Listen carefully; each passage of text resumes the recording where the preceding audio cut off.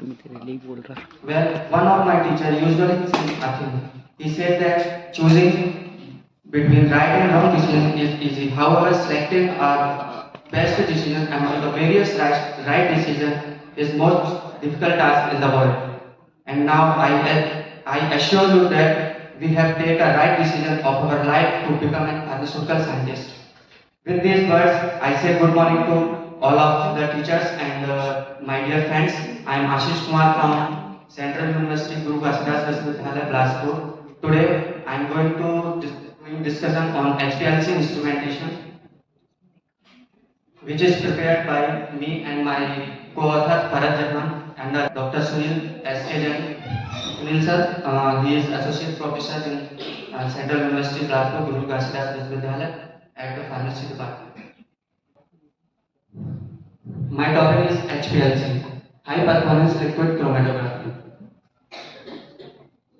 Before going to understand HPLC instrument, first we understand the topics which portion HPLC, what is the principle of HPLC, then instrumentation part, then application part, then sampling with experimental instrument, and how to determine the data.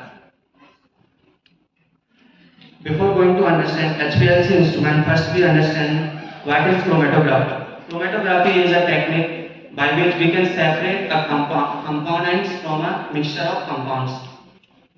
Or it is a physical method of separation in which components to be separated or distributed between mobile phase and stationary phase.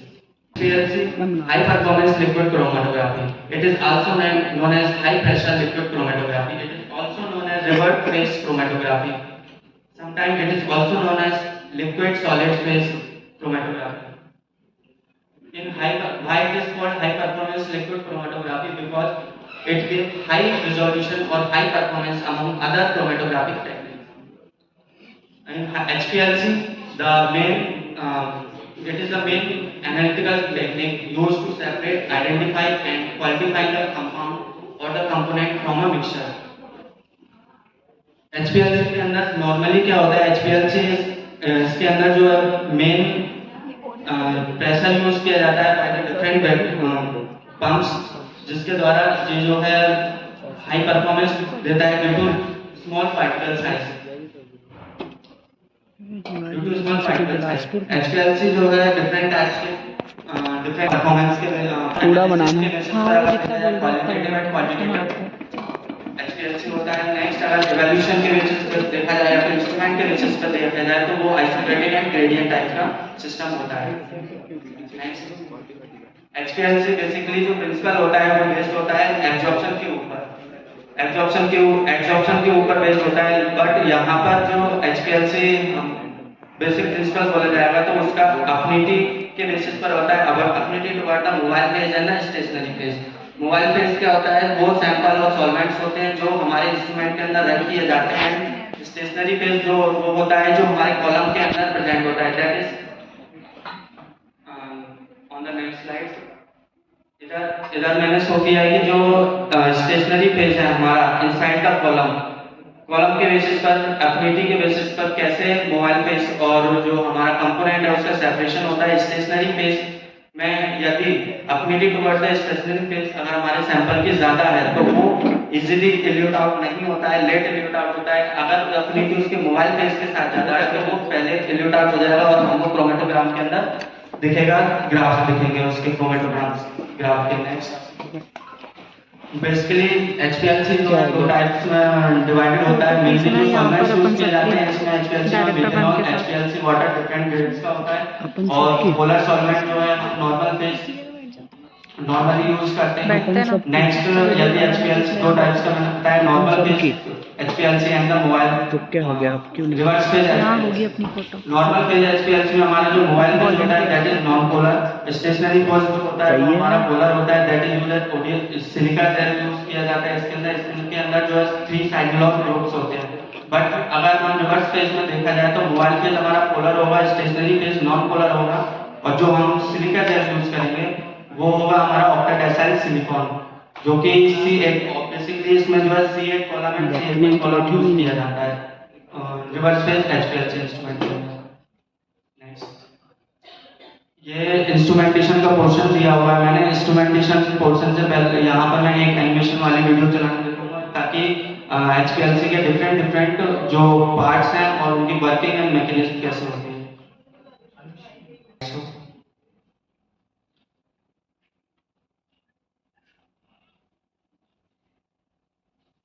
Enter, press the enter की। First this is the solvent, this is the solvent reservoir जहाँ पर हमारा mobile face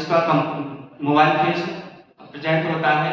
और इसके अंदर जो mobile face में हम लोग नॉर्मली जो मोबाइल फेस एक कंपोजिशन का नहीं बल्कि अगर हम लोग आइसोक्रेटिक सिस्टम के ऊपर वर्क कर रहे हैं तो उसमें हमारा जो मोबाइल फेस का कंपोजिशन होता है वो सेम रहता है। यदि हम लोग ग्रेडियंट टाइप का इंस्ट्रूमेंट यूज कर रहे हैं तो उसके अंदर हमारा जो कंपोजिशन होगा वो डिफरेंट होगा।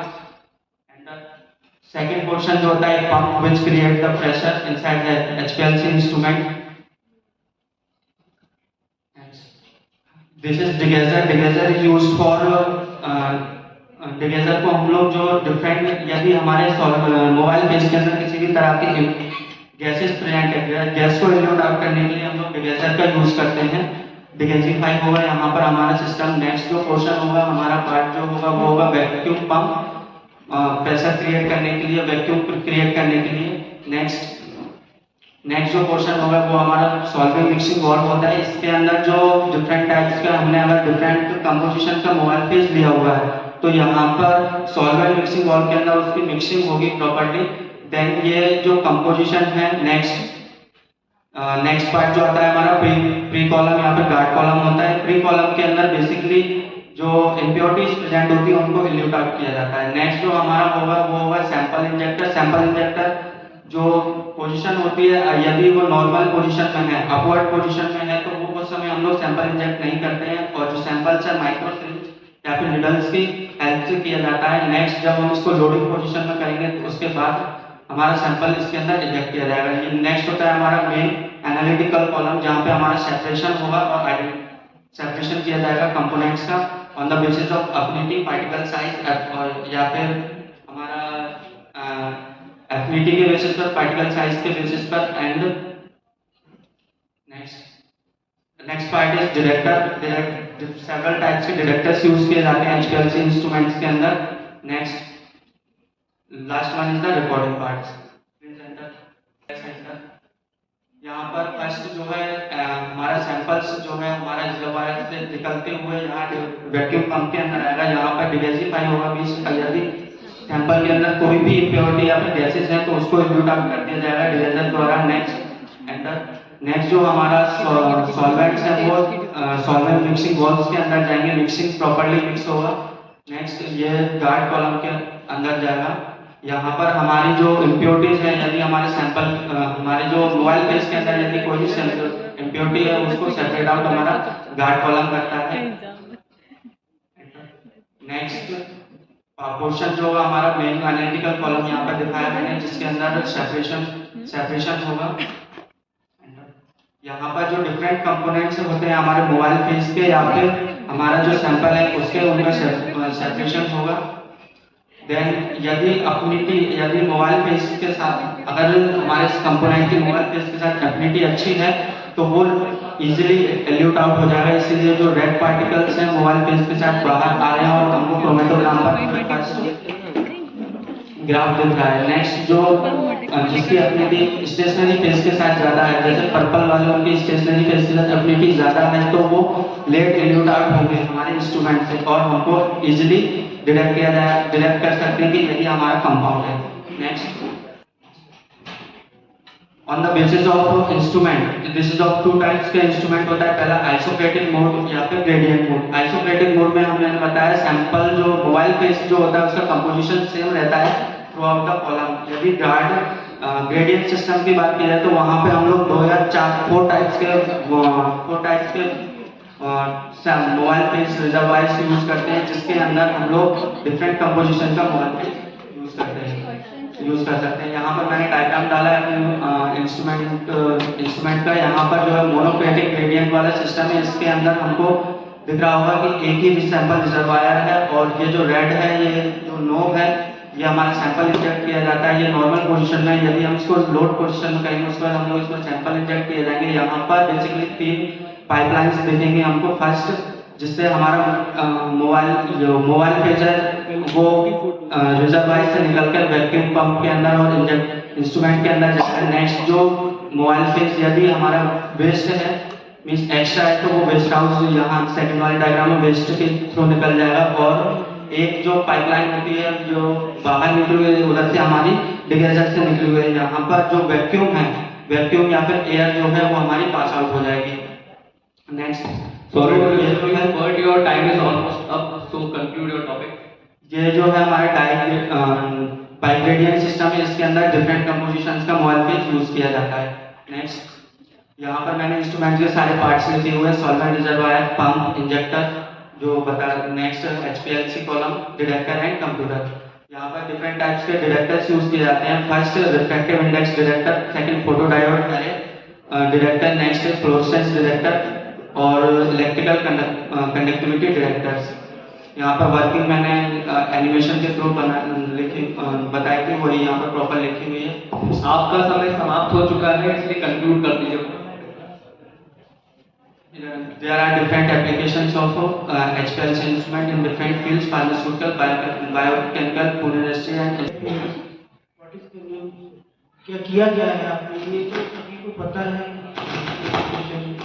आपका कुछ रिसर्च वर्क फेज में या अंडर जो कॉन्फ्रेंस में जो अपना पोर्शन था hand on practice on instrument, तो उसके अंदर HPLC इंस्ट्रूमेंट लिखा हुआ था, तो मेरी हैंड ऑन प्रैक्टिस का ये प्रेजेंटेशन। ये तो थ्योरेटिकल पार्ट हो गया, आपने कुछ रिसर्च वर्क किया है क्या? मैंने PPT में सैंपल डाला हुआ था, पैरासीटामोल का 500 ppm के ऊपर वर्क किया है और पैरासीटामोल 1000 ppm। टाइटल में मैंने वो ग्राफ डाला था। ठीक है। Central instrumentation faculty CIF, central instrumentation faculty CIF, Jiwaji university द्वारा। What is the selection criteria of reverse phase and normal phase chromatography? Difference between reverse phase। When you select a reverse phase, when you select a normal phase? It based on our sample. If the sample is polar or non-polar, mobile phase is polar ले रहे हैं या फिर non-polar ले रहे हैं, उसकी वजह से। You will decide your mobile phase based on your molecule, right? Yes sir। Your molecule, you will not decide your molecule based on your phase. Sir जो रिवर्स फेज या फिर वो नॉर्मल फेज यूज करना है वो हमारे column के ऊपर भी डिपेंड करता है कि कॉलम हम कौन सा यूज कर। First you will decide your molecule, right? Yes sir। Based on molecule, you have to decide your normal phase, your column and activity, right? So what the basis? Let's say if I give you paracetamol, Yes. okay, if I give you aspirin, so what are the types of column you are going to use for paracetamol and for aspirin? Aspirin के लिए हम C18 column use कर सकते हैं। But why? Because जो aspirin का यदि हम लोग रिटेंशन टाइम देखेंगे वो 7 मिनट्स का होता है as compared to paracetamol. Paracetamol का जो रिटेंशन टाइम होता है इंस्ट्रूमेंट के अंदर वो कम होता है। तो ये जो रिटेंशन टाइम के बेसिस पर हम आइडेंटिफाई कर सकते हैं किसी भी कंपाउंड को कि ये हमारा प्रॉपर वही कंपाउंड